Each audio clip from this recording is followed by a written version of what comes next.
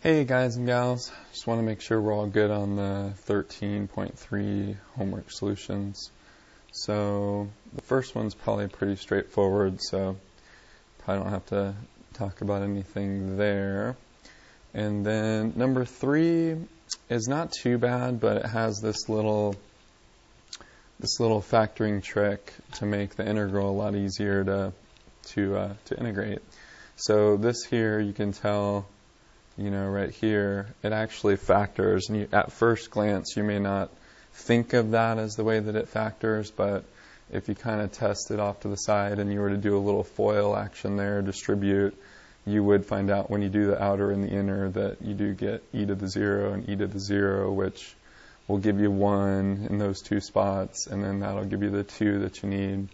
And then, when you do the other parts of it, the first and the last, you're going to get e to the 2t, and then when you do the last times the last, you're going to get e to the negative 2t. So that does work.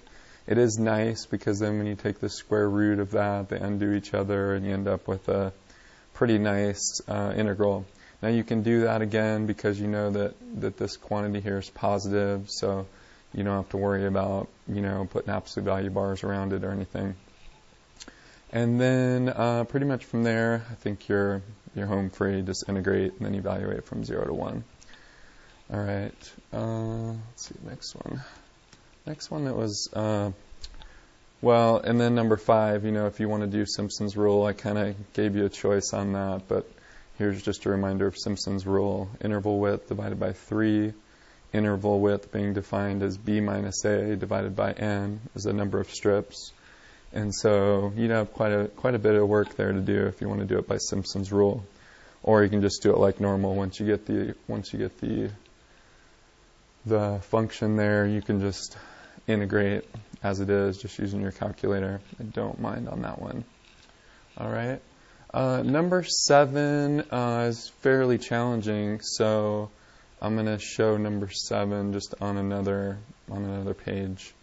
So 7, you start off with your r of t, your normal position vector, and then when you find the derivative, of course, you have the product rule that you need to do twice here.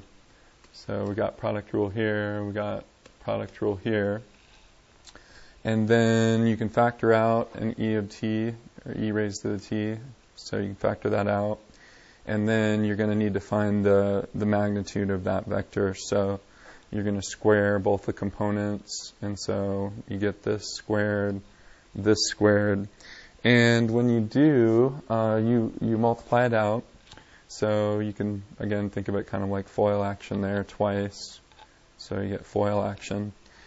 And then all of the terms will have e raised to the 2t, so you can actually factor that out of every single term. And when you do, then you're going to have 6 terms, and 2 of them will cancel out. These are opposites. And then you're going to have 2 sine squared t, because these are like terms. Got a couple sine squared t's. And then you've got a couple cosine squared t's, so those combine. And then you can factor out a 2, and then, of course, this equals 1. And then you've got radical 2, so you got e to the t radical 2. And what do we got after that? Then we just need to integrate that, and so because that's our magnitude of r prime, so we integrate that, and we have what do we got? We got radical 2 e to the u is what we're integrating. Sorry there. That's what we're integrating, and then we're going from 0 to t to figure out that portion of the arc length from 0 to t. And when you integrate that, this is what you get. You get, when you evaluate from 0 to 2, you get radical 2 e to the t minus radical 2, because you plug in a 0, obviously, there. And you can factor out a radical 2, so this is what you get so far. So this actually equals s. And so this is our little equation relating s and t, but we have to do a little bit of work to isolate the t. So we divide by radical 2, and then we add the 1 over. So far we have e raised to the t equals that, and then we take the natural log of both sides. Take the natural log of both sides, now we have something that we know t equals, and then everywhere in the normal original position vector r of t, we just plug in this expression everywhere where there's a t. And so that first part, it said, if you look at the r of t, I think r of t was e raised to the t. So if you have e raised to the t, then of course, because they're inverse operations, e raised to the t, so that's why in the beginning, in the front there, you've just got this, because they undo, the e raised to the t undoes the natural log, and so you're left with just the argument portion. And then everywhere else, you just plug in what t is, so you just plug it in those two spots, and again, this is the same, in the front. All right. And then, let's see, as we progress, I think we're probably good on just following the steps for these ones. 9 isn't as bad, so you can follow that. 11, just pretty much just using the formulas given. 15, same thing, nothing crazy there. I just showed a little bit of work on the cross product, but probably not completely needed. You're probably good there. And then 19, again, pretty straightforward. 21, pretty straightforward using the curvature formula.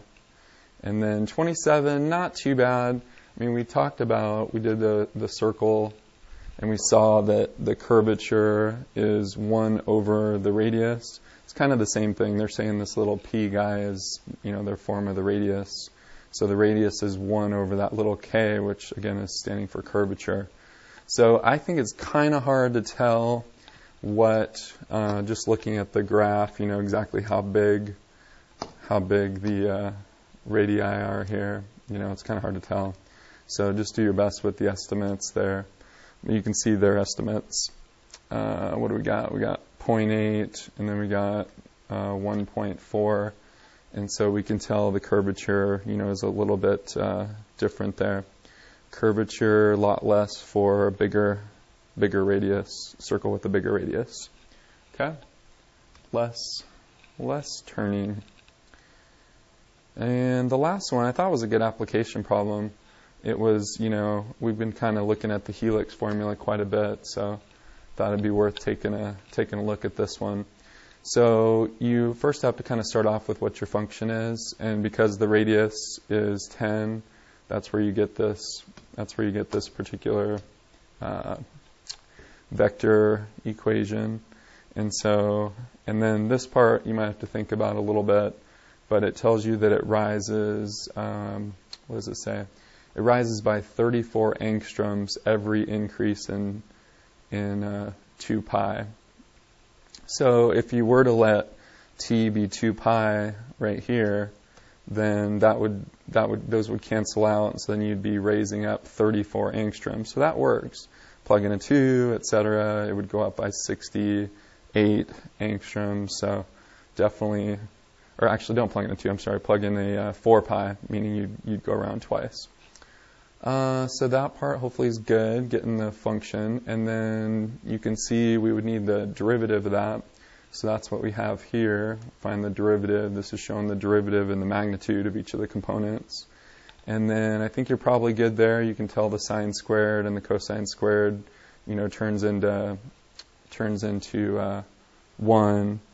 And then we have 100 because we're factoring out 100 out of that. So that's where this 100 comes from. And then this is just carried along here. And then we integrate. So these are all just constant. It's all constant. So we just integrate with a t, and then evaluate from 0 to 2.9 times 10 to the 8th times 2 pi. And then that's pretty much it. So this part doesn't do anything. The 0 part doesn't do anything. So we're just evaluating, basically plugging that in for the t. And that's our length. And they're saying that's about, it's more than 2 meters. So hopefully that is okay and helps a tiny bit. All right. Hopefully you work well on the 13.1 to 13.3 practice sheet that I made for you. for Monday.